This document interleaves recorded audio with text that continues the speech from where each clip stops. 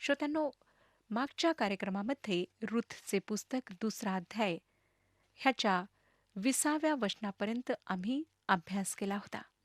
आज आम्ही 21व्या वचनापासून पुढे अभ्यास सुरू करणार आहोत. 20व्या वचनात आपण वाचलं होतं की नामी आपल्या सुनेस म्हणाली, ज्या परमेश्वराने जिवंतांवर व मृतांवरही आपली दया करावयाचे सोडिले नाही, तो त्याचे कल्याण करो. नामी तिला आणखी म्हणाली, हा माणूस आपल्या आप्तांपैकीच आहे. एवढेच नव्हे तर आपले वतन सोडविण्याचा त्यास हक्क आहे. आम्ही पाहिलं होतं की इब्री भाषेतील जो गोल हा शब्द आहे, त्या शब्दाचा अर्थ आहे नातलगामधून कोणी सोडवणारा. आणि हा दुसरा नियम आहे जो आमच्याकरिता थोडा अनोळखी आहे. त्याच्याशी सुसंगत असा कुठलाच नियम आज आमच्याजवळ नाही. परंतु परमेश्वराने स्वतःच्या लोकांची काळजी घेण्यासाठी केलेली ही योजना होती, व्यवस्था होती. परमेश्वराने जमिनीकरिता आणि लोकांकरिता नियम लावून दिले होते, व्यवस्था दिली होती. ही मोशेची पद्धती त्या दिवसाकरिता आणि जमिनीकरिता फार आश्चर्यकारक होती. रुथ निश्चितच अगदी योग्य त्या शेतात गेली, कारण हा जो मालक होता हा तिचा जवळचा नातलग होता. आणि येथे रूथच्या पुस्तकात नातेवाईकाद्वारे सोडवणूक करण्याचा नियम वापरण्यात येत होता. आता मोशेच्या पद्धतीतील सगळ्याच गोष्टी इस्रायलमध्ये वापरण्यात येत असलेल्या दिसत नाहीत. परंतु हे लहानसे पुस्तक नातेवाईकाद्वारे सोडवणूक ह्या नियमावर प्रकाश टाकते. त्याचप्रमाणे दुसऱ्या नियमावर सुद्धा, ज्याविषयी आम्ही आधीच म्हटले की ते आमच्याकरिता अनोळखी आहेत, अपरिचित आहेत. त्यापैकी एका नियमाच्या आधारावर परमेश्वराने गरीब लोकांची काळजी घेतली. ही असाधारण रीती होती. शेतात किंवा द्राक्षाच्या मळ्यात जाऊन जेव्हा शेताचा मालक कापणाऱ्यांना कापणी करावयास जेव्हा एकदा पुढे पाठवित असे, तेव्हा हे गरीब लोक त्यांच्या मागे जाऊन वेचणी करीत असत. ही फार आश्चर्यकारक पद्धती होती, कारण धान्याचा बराचसा भाग त्यांच्याकरिता सोडण्यात येत असे. अशा प्रकारे गरिबांची काळजी घेऊन समाजातील त्यांचा मान कायम राखला गेला. जे काही त्यांना प्राप्त होत होते त्याकरिता ते काम करीत असत. त्यांना भीक मागण्याची किंवा कोणाच्या पुढे हात पसरविण्याची आवश्यकता पडत नसे. आता ह्या गोष्टीमध्ये आमचा सामना नातेवाईकाद्वारे सोडवणुकीच्या नियमाशी होतो. ह्याचा उल्लेख लेवीचे पुस्तक 25व्या अध्यायामध्ये आमच्याकरिता करण्यात आला आहे. 3 विभिन्न क्षेत्रात हा नियम कार्यरत दिसतो: भूमीच्या संबंधात, वैयक्तिक संबंधात आणि विधवांच्या संबंधात. आता बवाज नामीच्या नवऱ्याशी संबंधित होता. नामीच्या नवऱ्याचे नाव अलीमलेक होते, ज्याचा अर्थ परमेश्वर माझा राजा आहे. मी ह्या नात्याला अशा प्रकारे घेते. अलीमलेकचा पिता आणि बवाजचा पिता दोघे भाऊ होते. अर्थात हे दोघे चुलत भाऊ होते, म्हणून आपण म्हणू शकतो की बवाज हा रूथच्या पहिल्या नवऱ्याचा चुलत भाऊ होता.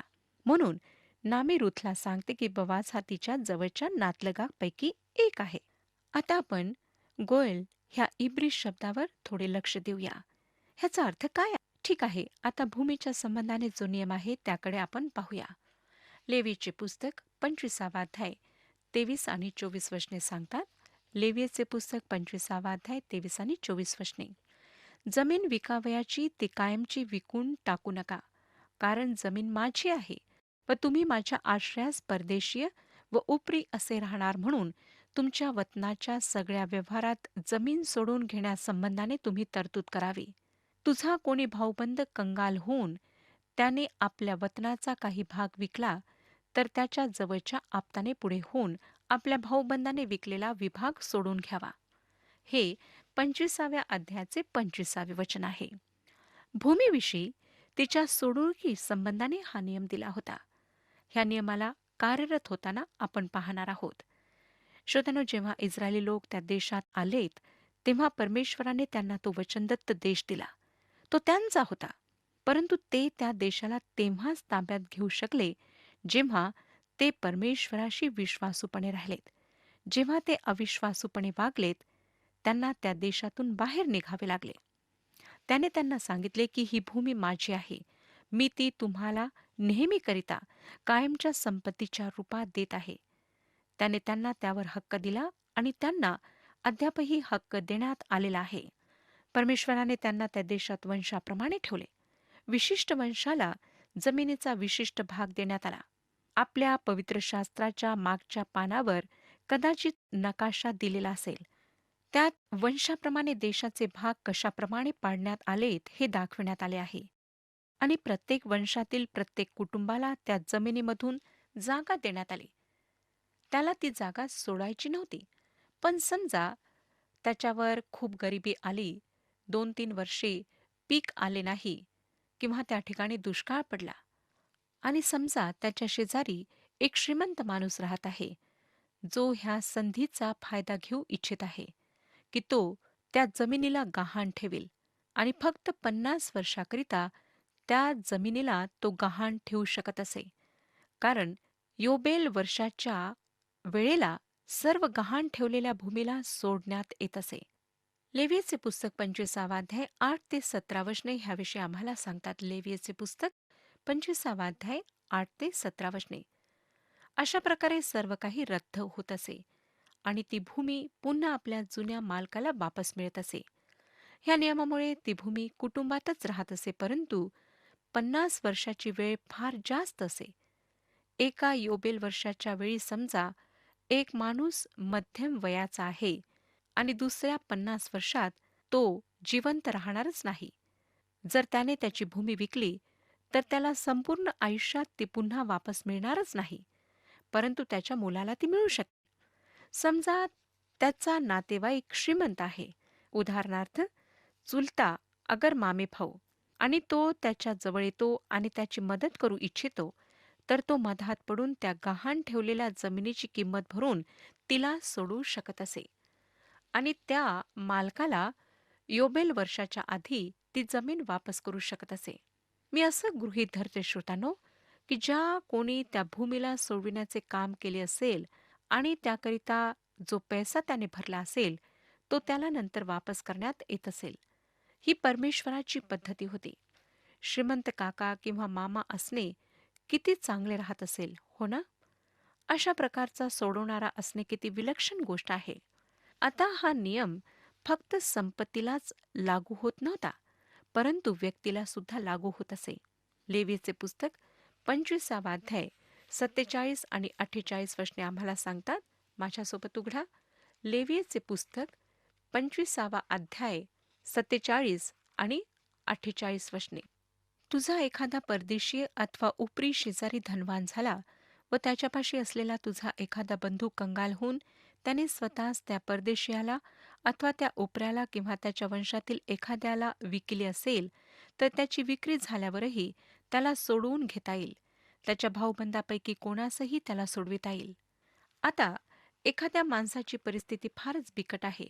त्याने फक्त संपत्तीच गमावली नाही, परंतु कदाचित दुष्काळामुळे, अनावृष्टीमुळे त्याची लेकरे उपासमारीने तडफडत आहेत आणि त्यामुळे त्याने स्वतःला गुलाम म्हणून विकले आहे, जेणेकरून त्याच्या कुटुंबाला अन्नपाणी मिळावे.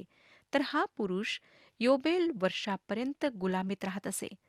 जर ते योबेल वर्षाचे पहिले वर्ष असले तर 49 वर्षे त्याला थांबावे लागत असे आणि 49 वर्षे फार दूर असत तर त्याला फार अधिक वर्षे गुलामीत राहावे लागत असे. तो गुलामीत कदाचित जिवंत राहील किंवा मरेल सुद्धा, काही सांगता येत नसे. परंतु समजा त्याचा श्रीमंत नातेवाईक आहे आणि तो एक दिवस त्या श्रीमंत नातेवाईकाला रस्त्यावरून जाताना आणि खिशातून पैसे काढताना पाहतो. अंकल किंवा तो नातेवाईक त्याला म्हणतो, माझी इच्छा नाही की माझा नातेवाईक अशा प्रकारे गुलामीत राहावा. तो त्याची किंमत भरून त्याला त्या गुलामीतून सोडवत असे. त्याने त्याला सोडवले. आता तो माणूस स्वतंत्र होऊन जाऊ शकत असे. श्रोत्यानो, हे चित्र येशू ख्रिस्ताचे चित्र आहे. तो आमचा नातलगामधला सोडवणारा आहे आणि हेच कारण आहे की नवीन करारात मुक्ती देणारा हा शब्द उपयोगात आणला गेला आहे. भरपाई करणारा नाही. भरपाईने फक्त पाप झाकल्या जाते, परंतु मुक्ती, सोडवणूक म्हणजे किंमत भरून देऊन त्या सोडवलेल्या व्यक्तीला पूर्णपणे स्वतंत्र करून जाऊ देणे होय. आता येशू ख्रिस्ताने फक्त व्यक्तींना स्वतंत्र करण्याकरिता प्राण दिला नाही, परंतु ह्या पृथ्वीला सुद्धा सुटका देण्याकरिता त्याने प्राण दिला. तुम्ही आणि मी ह्या पृथ्वीवर राहतो, जिला एक दिवस सर्व भ्रष्टाचारापासून सुटका मिळणार आहे आणि तेथे नवीन आकाश आणि नवीन पृथ्वी स्थापित होणार आहे. हा प्रभू येशू ख्रिस्ताच्या त्याने जी सोडवणूक केली त्या सोडवणुकीचा एक भाग आहे. नातलगामधून असणाऱ्या सोडवणूक करणाऱ्याचे फक्त एकच उदाहरण आम्हाला बवाजमध्ये सापडते. ह्या कारणामुळे मी रूथ ह्या पुस्तकावर लिहिले. सोडवणुकीमध्ये जी प्रेमाची बाजू आहे ती प्रगट होते. येथे असा पुरुष आम्हाला आढळतो श्रोत्यानो, जो नातलगामधून आहे, सोडवणारा आहे, पण त्याला तितक्या जास्त प्रमाणात कार्य करण्याची आवश्यकता पडली नाही. आम्हाला अजून एक मुक्ती देणारा, सोडवणारा आढळतो, जो बवाजपेक्षाही अधिक जवळचा नातलग आहे, परंतु तो ते सोडवणुकीचे कार्य करण्यास तयार नाही. त्याला रूथची पर्वा नाही, परंतु पहा, बवाजने रूथवर प्रेम केले आणि ह्यामुळेच सर्व फरक पडला. आता परमेश्वराला आम्हाला सोडवण्याची आवश्यकता नव्हती. आम्ही भटकलेले पापी होतो. आमचा नाश अगदी अटळ होता. जर परमेश्वराने आम्हाला सोडवले नसते तरी सुद्धा तो न्यायी आणि पवित्र परमेश्वर राहिला असताच. परंतु त्याने आम्हावर प्रीती केली. सोडवणुकीद्वारे उद्धार ही एक प्रेमकथा आहे आणि ह्या कथेला एका लहान विदेशी मुलीच्या, जी मवाब देशातली होती, आणि बवाज जो इस्रायल देशातला होता, ह्या दोघांच्या जीवनाद्वारे अधिक सोप्या भाषेमध्ये आम्हाला सांगण्यात आले आहे. 21 आणि 23 वचने सांगतात. दुसरा अध्याय 21 ते 23 वचने. मग मवाबी रूथने सांगितले की तो मला असेही बोलला की माझे गडी सर्व कापणी करीत तोपर्यंत त्यांच्या मागोमाग राहा. नामी आपली सून रूथ हिला म्हणाली, मुली, तू त्याच्याच नोकराणीबरोबर जावे. इतरांच्या शेतात तू लोकास आढळू नये हे बरे. या प्रकारे सातूचा आणि गव्हाचा हंगाम संपेपर्यंत तिने बवाजाच्या नोकराणीबरोबर सर्वा वेचिला आणि ती आपल्या सासूबरोबर राहिली. श्रोत्यानो, अशा प्रकारचा सोडवणारा मुक्तिदाता असणे आमच्यासाठी किती अद्भुत गोष्ट आहे, जो आमच्यावर प्रीती करतो, जो ह्या पृथ्वीवर 2000 वर्षांपूर्वी आला, जेणेकरून आम्हाला पापाच्या भयंकर खाईतून सोडून त्याने आम्हाला स्वतंत्र करावे. आता आपण तिसऱ्या अध्यायाकडे वळत आहोत. ह्या अध्यायात आम्ही बवाच्या मळणीच्या खळ्यावर आलो आहोत. अर्थातच रूथ आपल्या हक्काविषयी काही बोलू शकत नाही आणि म्हणून नामी ते काम स्वतःकडे घेते. ह्या अध्यायात काय होता हे समजण्याकरिता आवश्यक आहे की आम्ही मोशेच्या व्यवस्थेमधील तिसऱ्या नियमाला पाहावे, ज्याच्याशी आम्ही अपरिचित आहोत.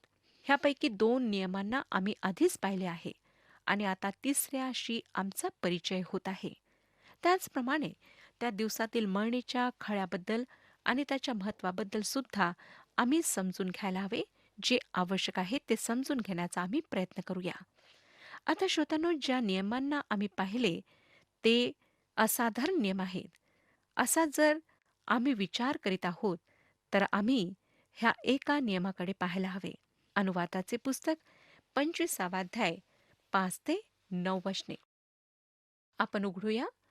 जुन्या करारातून अनुवादाचे पुस्तक 25 अध्याय आणि 5 ते 9 वचने. भाऊ एकत्र राहत असले आणि त्यांच्यापैकी एक निपुत्रिक मेला तर त्याच्या विधवेने बाहेरच्या कोणा परक्याशी लग्न करू नये. तिच्या दीराने तिच्यापाशी जाऊन तिला बायको करून घ्यावे व तिच्या बाबत दीराचे कर्तव्य करावे. त्या स्त्रीला जो पहिला मुलगा होईल त्याने त्या मृत झालेल्या भावाचे नाव चालवावे, म्हणजे इस्रायलातून तो नामशेष होणार नाही. आपल्या भावजईला बायको करून घेण्याची त्या पुरुषाची इच्छा नसली तर तिने गावच्या वेशीपाशी वडील वर्गाकडे जाऊन म्हणावे की माझा दीर आपल्या भावाचे नाव इस्रायलात ठेवावयाला कबूल नाही आणि माझ्याशी दीराच्या कर्तव्याला अनुसरून वागाव्याची त्याची इच्छा नाही. मग त्याच्या नगरातल्या वडील वर्गाने त्याला बोलवून आणून त्याच्याशी बोलणे करावे. तो आपलाच हेका चालवून म्हणाला की हिला बायको करून घेण्याची माझी इच्छा नाही, तर त्याच्या भावजईने वडील वर्गात देखत त्याच्याजवळ येऊन त्याच्या पायातले पायतण काढावे आणि त्याच्या तोंडावर थुंकून म्हणावे, जो कोणी आपल्या भावाचे घराणे चालवित नाही त्याचे असेच करावे. आता मला वाटतं की आपण हे म्हणण्याकरिता सहमत व्हाल की हा असाधारण असा नियम आहे. पवित्र शास्त्रात फक्त रूथच्याच पुस्तकात ह्याचे लागूकरण करण्यात आले असे उदाहरण आढळते. परंतु ज्या ज्या वेळी एखाद्या पुरुषाचा मृत्यू काही संतान न होता होत होता, तेव्हा तेव्हा हा नियम लागू करण्यात आला असावा. आम्ही पाहतो श्रोत्यानो की येथे एक असाधारण असा नियम देण्यात आलेला आहे, ज्यामुळे एका संतान नसलेल्या विधवा स्त्रीचे विशिष्ट स्थान निश्चित करण्यात आले, ज्यामुळे तिच्या स्थितीत पूर्ण बदल करण्यात आला. ती एका भावाला निवडू शकते. इतकेच नाही, परंतु मृत पतीच्या संबंधाने तिचे हे कर्तव्य होते. त्या दिवसामध्ये ह्यामुळे कुटुंबे एकत्र बांधलेली राहत असत, ह्यात काही शंका नाही. ह्यात परमेश्वराचे दोन उद्देश होते: स्त्रीचे संरक्षण आणि दुसरा जमिनीचा हक्क. पती जर त्याच्या पत्नीकरिता थोडे शेत, द्राक्षमळा, शेरडे मेंढरे सोडून जाईल, तर त्या सगळ्यांकडे लक्ष देणे तिला कठीण जाईल आणि विधवा असल्यामुळे तिला त्रास देखील होईल. ह्या नियमांमुळे मात्र ह्या सर्व गोष्टींचे रक्षण करण्यात आले. परमेश्वराने इस्रायलांना वचनदत्त देश दिला. वंशाप्रमाणे त्यांचे भाग पाडून दिले. नंतर प्रत्येक कुटुंबाला जमिनीचा हिस्सा मिळाला. प्रत्येक कुटुंबाजवळ जमीन होती. ज्याप्रमाणे आम्ही पाहिले की काही परिस्थितीत एखादे कुटुंब जमीन गमावून बसले, परंतु योबेल वर्षी ती आपल्याआप त्यांना वापस मिळत असे. तरी सुद्धा विधवा जाऊन एखाद्या अनोळखी माणसाशी लग्न करेल, तर त्या संपत्तीचा मालक तोच होईल. म्हणून परमेश्वराने त्या संपत्तीचे रक्षण केले. जवळच्या नातलगाने तिच्याशी लग्न करावे, जेणेकरून त्या राष्ट्रात, वंशात आणि कुटुंबात त्या संपत्तीचा हक्क त्यांच्या कुटुंबाजवळ कायम राहावा. आमच्याकरिता हा फारच वेगळा, अपरिचित असा नियम आहे, परंतु इस्रायल राष्ट्रात तो कामी आला. आता रूथच्या बाबतीत आम्ही पाहतो की ती एक विधवा आहे, काही मूलबाळ नाही, आणि जी संपत्ती तिच्या नवऱ्याची आहे ती त्या संपत्तीला प्राप्त करू शकत नाही, कारण गरिबी आहे. बवाजला लग्नासाठी निवडण्याचा तिचा पूर्ण हक्क होता, कारण तो तिचा जवळचा नातेवाईक होता आणि ज्याप्रमाणे नामीने सांगितले त्याप्रमाणे त्याला तिला सोडविण्याचा हक्क होता. आता बवाजचे हात मात्र बांधलेले होते. तो तिला पत्नी म्हणून घेऊ शकत नव्हता. आता रूथला त्याला पती म्हणून निवडायचे आहे. आणि नंतर आम्हाला आढळून येतं की एक अजून बवाजपेक्षाही अधिक जवळचा नातेवाईक त्या ठिकाणी आहे, आणि जर रूथला पाहिजे तर ती त्याला सुद्धा पती म्हणून निवडू शकत होती. बवाजला माहिती नाही की ती कोणाला निवडणार, म्हणून रूथ आपले मत प्रगट करूपर्यंत बवाजला थांबावे लागणार होते. रूथ काहीच म्हणत नसल्यामुळे नामी ते कार्य करते आणि रूथला सांगते की तुला ह्या पुरुषाला सांगायचे आहे की आमचे वतन सोडविण्याचा हक्क तुलाच आहे. आता श्रोत्यांनो, ह्या ठिकाणी फार वेगळी अशी पद्धती आम्हाला आढळते आणि तिला समजून घेण्यासाठी मळणीचे खळे काय आहे ते समजून घ्यावे लागेल. परमेश्वराने ह्या लोकांकरिता फार चांगली व्यवस्था केली. ते शेतकरी लोक होते, त्यामुळे बरेचसे नियम कृषी संबंधाने होते. मोशेची पद्धती फक्त इस्रायलांकरिताच नव्हती, परंतु त्या भूमीकरिता सुद्धा होते. पॅलेस्टाईन देशामध्ये सुद्धा हिला फार विशिष्ट आणि विचित्र रीतीने लागू करण्यात आले. त्यावेळच्या रीतीप्रमाणे मळणी करण्याचे स्थान डोंगराच्या शिखरांवर असे, जेणेकरून हवेने सर्व भुसा उडून एका बाजूला पडावा. आम्ही पाहिले होते की गिदोन कशाप्रकारे द्राक्षकुंडात गव्हाची मळणी करीत होता. रूथची घटना सुद्धा शास्त्रींच्या काळात घडलेली आहे. पण ज्यावेळी नामी मवाबमध्ये होती, तेव्हा इस्रायली लोक पुन्हा परमेश्वराकडे वळले आणि नामीला कळले की दुष्काळ संपला आहे. इस्रायलमध्ये शांती स्थापित झाली आणि पुन्हा गव्हाची मळणी डोंगराच्या माथ्यावर सुरू झाली. परंतु आता ह्या मळणीच्या खळ्याविषयी आपण पाहूया. जमिनीला कडक परंतु सपाट करून त्याच्या भोवती दगडाने गोलाकार उंचवटा घालण्यात येत असे. सर्व धान्य कापून मळणीच्या खळ्याकडे नेण्यात येत असे. जोपर्यंत हवा चालेल तोपर्यंत मळणी सुरू राहत असे. धान्याच्या पेंढ्या जमिनीवर टाकून बैलांच्या पायाने त्याला तुडविण्यात येत असे. नंतर लोक धान्य झोडपण्याच्या काठीने त्याला झोडपून त्याला एखाद्या टोपलीने वरून हळूहळू खाली पाडीत. भुसा उडून जाई आणि धान्य मळणीच्या खळ्यात पडी. जोपर्यंत हवा वाहत राहील तोपर्यंत हे लोक तेथे काम करीत असत, मग मध्यरात्र का होईना. ते काम संपवून चांगला धार्मिक उत्सव साजरा करीत असत. उत्सव संपल्यानंतर माणसे तेथेच धान्याभोवती झोपत आणि मळणीचे खळे गोल असल्यामुळे ते आपली डोके धान्याकडे आणि पाय बाहेरच्या बाजूला काढून गोलाकार झोपीत. त्यांचे पाय जणू सायकलच्या चाकाचे जे स्पोक्स असतात त्यांच्याप्रमाणे दिसत असत. चोरांपासून किंवा लूटमार करणाऱ्यांपासून धान्याचा बचाव करण्यास ते असे झोपत असत. ही भरपूर धान्याकरिता एक उत्सवाची, मेजवानीची आणि परमेश्वराला धन्यवाद देण्याची वेळ असे. आता आपण 3ऱ्या अध्यायाची 1 ते 3 वचने वाचूया. तिची सासू नामी तिला म्हणाली, तुझे कल्याण व्हावे म्हणून तुझ्यासाठी एखादे स्थळ मला पाहावयास नको काय? तर हे पहा, ज्याच्या नोकरीनी बरोबर तू राहिलीस तो बवाच आपला आप्त नव्हे काय? तो आज रात्री खळ्यात सातू उफडणार आहे. तर तू नाहण माखण कर व चांगली वस्त्रे लेवून खळ्यात जा, पण त्याचे खाणेपिणे संपेपर्यंत त्याच्या नजरेस पडू नको. नामी ह्या ठिकाणी रुथला 4 गोष्टी करण्यास सांगते. पहिली गोष्ट, तू स्वतःला स्वच्छ धू. जर मी आणि तुम्ही ख्रिस्ताकडे येणार तर आम्हाला सांगण्यात आले आहे की तेव्हा आपण केलेल्या नीतीच्या कृत्यांनी नव्हे तर नव्या जन्माचे स्नान व पवित्र आत्म्याने केलेले नवीकरण ह्यांच्याद्वारे त्याने आपल्या दयेनुसार आपणास तारिले. ह्याच कारणामुळे श्रोत्यानो, आमच्या प्रभू येशू ख्रिस्ताने निकदेमाला सांगितले की तुला नव्याने जन्मले पाहिजे. जर आम्हाला स्वर्गाच्या लायकीचे बनायचे आहे तर आमचा नवा जन्म होणे फार अवश्य आहे. नंतर दुसरी गोष्ट तिने तिला सांगितली, स्वतःला चांगले तेल, सुवासिक द्रव्य माख चोळ. पहिला पती वारल्यानंतर रूथने विधवेचे वस्त्र घालण्यास सुरुवात केली होती आणि आता तिला नामी सांगत आहे की तू चांगली वस्त्रे घाल, तू सुंदर दिसायला हवीस. योहानाचे पहिले पत्र 2 अध्याय 20व्या वचनामध्ये आम्हाला सांगितले आहे की जो पवित्र त्याच्याकडून तुमचा अभिषेक झाला आहे आणि तुम्हा सर्वांना माहीतच आहे. परमेश्वराचा आत्माच आम्हाला सर्व सत्य शिकवतो आणि आम्हातील प्रत्येकाला ह्या शिक्षणाची आवश्यकता आहे. रूथचे दुसरे पाऊल महत्वाचे होते. स्वतःला स्वच्छ धुवून मग तिला तेल विलेपणाने स्वतःला पवित्र करायचे होते. तिसरी गोष्ट, तिने तिला सांगितले चांगली वस्त्रे घाल. आणि मला वाटतं नामीने तिला म्हटले असेल की तुला आठवतं का, तुझ्याजवळ तो एक चांगला पोशाख आहे जो तुझ्या लग्नाच्या वेळेला आम्ही तुला दिला होता, तोच घाल. एका विश्वासणाऱ्याकरिता हे तिसरे पाऊल आहे. जेव्हा तुम्ही आणि मी येशू ख्रिस्ताजवळ येऊन त्याला तारणारा म्हणून स्वीकारतो, तेव्हा आम्हाला सांगण्यात आले आहे की तो आमचे नीतिमत्व बनतो. श्रोत्यानो, येशू ख्रिस्ताच्याद्वारे आज हा नीतिमत्वाचा पोशाख आमच्याजवळ आहे.